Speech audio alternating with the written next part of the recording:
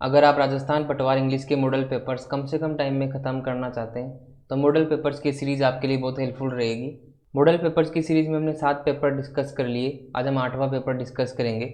आप किसी भी मॉडल पेपर से सीरीज़ देखना स्टार्ट कर सकते हैं क्योंकि सभी पेपर्स एक दूसरे से कनेक्टेड नहीं है, तो आपको सभी पेपर आराम से समझ में आएंगे। सबसे पहले हम कुछ इंपॉर्टेंट पॉइंट्स की बात करते हैं। इन मॉडल पेपर्स में सभी क्वेश्चंस मैंने इंक्लूड किए हैं जो राजस्थान की सभी कॉम्पिटिटिव एग्जाम्स में बार बार पूछे जाते हैं, और इन मॉडल पेपर्स को मैंने हिंदी में बिल्कुल इजी लैंग्वेज में समझाया तो हिंदी मीडियम का स्टूडेंट भी आराम से इन पेपर्स को समझ सकेगा। इसके अलावा अगर आप मॉडल पेपर्स की पीडीएफ डाउनलोड करना चाहते हैं तो आप टेलीग्राम चैनल से पीडीएफ भी डाउनलोड कर सकते हैं।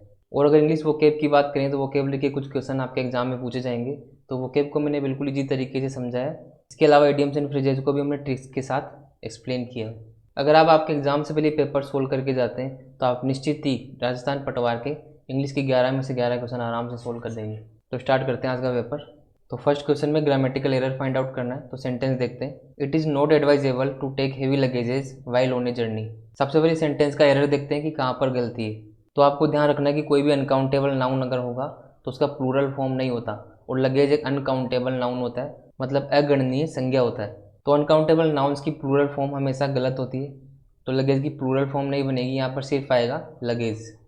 लगेज का मतलब होता है सामान। अब सेंटेंस का मतलब देखते हैं। It is not advisable to take heavy luggage while on a journey. यात्रा पर जाते समय भारी सामान ले जाना उचित नहीं होता। तो कौन से पार्ट में एरर होगा? सी पार्ट में। अब आपके एग्जाम पॉइंट ऑफ व्यू से कुछ और इंपॉर्टेंट नाउन्स की हम बात करेंगे जो अनकाउंटेबल है और उनका प्लूरल फॉर्म नहीं होता, जैसे scenery, poetry, furniture, information, stationery, jewellery और बैगेज। इन सभी का भी प्लूरल फॉर्म गलत होता है। अब क्वेश्चन नंबर 2 की बात करते हैं। इसमें भी ग्रामेटिकल एरर फाइंड आउट करना है, तो सेंटेंस देखते हैं। The newer type of automatic machines wash clothes faster. इस तरीके के क्वेश्चन एग्जाम में कई बार पूछे जाते हैं जिसमें सब्जेक्ट और वर्ब मैच नहीं होता। अगर इस सेंटेंस की बात करें तो यहाँ मेन सब्जेक्ट होगा द न्यूअर टाइप जो सिंगुलर है, तो वर्ब भी यहाँ पर सिंगुलर आएगा। तो प्रेजेंट इंडेफिनिट टेंस में सिंगुलर वर्ब के साथ हम ऐसे एस का यूज करते हैं, तो यहाँ पर वॉश की जगह आएगा वॉशेज। अब देखते हैं सेंटेंस का मतलब क्या निकलेगा। The newer type of automatic machines wash clothes faster. नए प्रकार की ऑटोमेटिक मशीनें कपड़ों को बहुत तेज़ी से धोती है। यहाँ पर मेन सब्जेक्ट जो होगा वो होगा ऑटोमेटिक मशीनों का नया प्रकार, जो होगा सिंगुलर, तो वर्ब भी यहाँ पर आएगा सिंगुलर। कौन से पार्ट में एरर होगा? सी पार्ट में। क्वेश्चन नंबर 3 में फिल इन द ब्लैंक करना है कि इनमें से कौन सा ऑप्शन सेंटेंस के लिए करेक्ट होगा। तो सेंटेंस देखते हैं। Prices blank during the war. अब सबसे पहले देखते हैं कि एग्जाम में अगर ऐसा क्वेश्चन आता है तो ऑप्शंस को भी हम एलिमिनेट कर सकते हैं। तो सबसे पहले देखते हैं प्राइजेस। तो प्राइजेस के बाद यहाँ पर वर्ब आएगा, तो वर्ब का थर्ड फॉर्म कभी भी डायरेक्ट नहीं आता, तो राइजन तो वैसे ही नहीं आएगा। इसके अलावा वर्ब की आईएनजी फॉर्म की बात करें तो वो भी डायरेक्ट सब्जेक्ट के बाद यूज नहीं होता। अब ऑप्शन ए और ऑप्शन बी में से आपको सिलेक्ट करना है। तो रेज का मतलब होता है बढ़ाना या वृद्धि करना, और राइज का मतलब होता है बढ़ना और वृद्धि होना। तो प्राइजेज मतलब कीमतें युद्ध के दौरान बढ़ती है, तो आंसर क्या आएगा? बी। अब क्वेश्चन नंबर 4 में क्या आएगा देखते हैं। Arms were distributed blank the beggars. Distribute का मतलब होता है बांटना, आर्म्स का मतलब होता है भिक्षा या भीख। तो सेंटेंस का सेंस क्या निकलेगा? भिक्षा भिखारियों में बांटी गई। तो यहाँ पर अगर दो लोगों में बांटी जाती तो हम बिटवीन का यूज करते, लेकिन यहाँ पर बेगर्स है, कई सारे बेगर्स की बात हो रही है, तो बेगर्स के साथ हम अमंग का यूज करेंगे। जब दो लोगों के बीच में डिस्ट्रीब्यूशन हो तो बिटवीन आता है, और दो से ज़्यादा लोगों के बीच में डिस्ट्रीब्यूशन हो तो उसमें हम अमंग का यूज़ करते हैं। तो यहाँ पर ऑप्शन आएगा बी। क्वेश्चन नंबर 5 में आपको सिनोनिम बताना है सफिशिएंट का। सफिशिएंट का मतलब होता है पर्याप्त, तो सफिशिएंट का सिनोनिम यहाँ से क्या होगा? इनफ। इनफ का मतलब भी क्या होगा? पर्याप्त। तो आपके एग्जाम में कुछ इसी तरीके के आसान सिनोनिम पूछे जाएंगे, तो अगर आपको कुछ बेसिक वर्ड्स भी पता है तो आप आराम से सिनोनिम एंटोनिम के क्वेश्चन भी सोल्व कर पाएंगे। क्वेश्चन नंबर 6 में आपको एंटोनिम बताना है डिटेस्ट का। डिटेस्ट का मतलब होता है घृणा करना या फिर नफरत करना। तो अगर डिटेस्ट के एंटोनिम की बात करेंगे तो वो क्या होगा? लाइक, मतलब पसंद करना।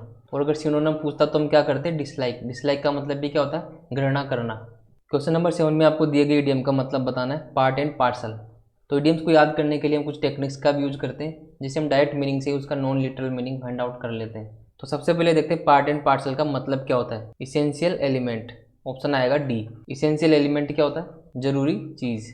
जैसे आपके घर पे कोई पार्सल आया, उसके अंदर कई सारे पार्ट हैं, तो जो पार्सल के सभी पार्ट है वो आपके लिए इंपॉर्टेंट है, जरूरी चीज़ें हैं। तो यहाँ से हम याद रख सकते हैं कि पार्ट एंड पार्सल का मतलब क्या होगा? Essential element. अब क्वेश्चन नंबर 8 में भी आपको इडियम का मतलब बताना है बोन ऑफ कंटेंशन।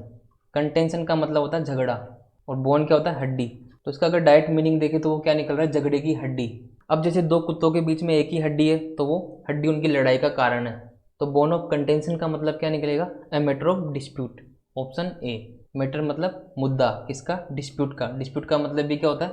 झगड़ा। आपके सिलेबस में पैसेज भी दिया गया है तो पैसेज से भी कुछ क्वेश्चंस पूछे जाएंगे, तो हम इस पैसेज को सोल्व करेंगे और इसमें कई सारी नई चीज़ें आपको सीखने को मिलेगी, कई सारे नए वर्ड सीखने को मिलेंगे और पैसेज को सोल्व करने की राइट अप्रोच के बारे में भी आपको पता लगेगा। तो सबसे पहले पैसेज को समझते हैं। The human I is a complex part of the body. Complex का मतलब होता है जटिल।